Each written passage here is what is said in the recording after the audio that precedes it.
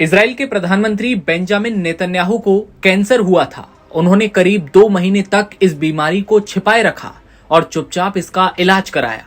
जी हां, 76 साल के नेतन्याहू को प्रोस्टेट कैंसर हुआ। नेतन्याहू ने अब खुद खुलासा किया है कि 2 महीने पहले उन्हें पहली बार पता चला कि उन्हें कैंसर है, लेकिन उन्होंने ये जानकारी लोगों से छिपाए रखी ताकि ईरान इसका इस्तेमाल प्रोपेगेंडा के तौर पर ना कर सके। नेतन्याहू कभी नहीं चाहते थे कि उनकी कैंसर जैसी गंभीर बीमारी का इस्तेमाल दुश्मन किसी भी तरह के प्रोपेगेंडा के रूप में करे।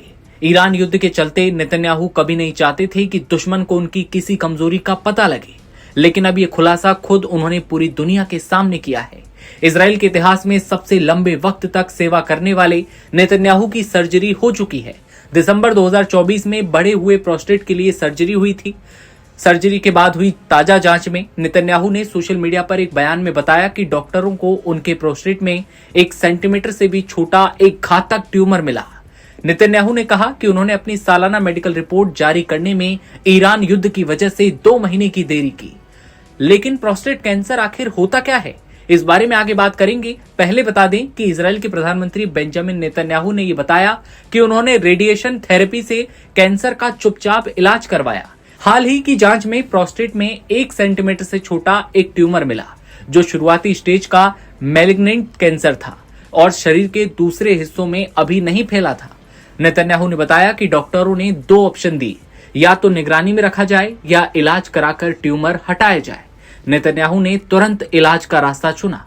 नेतन्याहू कहते हैं कि जब मुझे किसी खतरे की जानकारी समय पर मिलती है तो मैं तुरंत कार्रवाई करता हूं। उन्होंने कहा कि इलाज के दौरान भी उन्होंने अपना काम जारी रखा।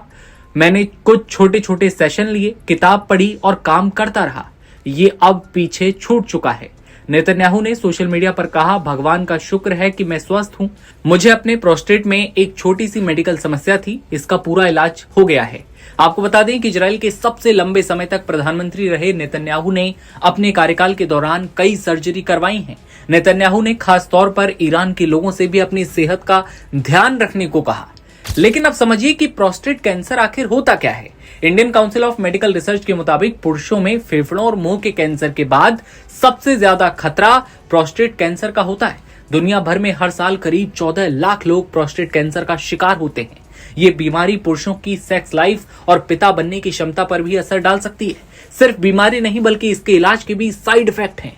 जैसे हार्मोन थेरेपी से शरीर में टेस्टोस्टेरोन बनना कम या बंद हो सकता है, जिससे इरेक्शन से जुड़ी समस्या हो सकती है। कई बार बीमारी का पता लगने में अगर देर होती है तब ये कैंसर शरीर के अंदर फैल चुका होता है और ब्लैडर, लीवर, फेफड़े और पेट जैसे अंगों तक पहुंच जाता है।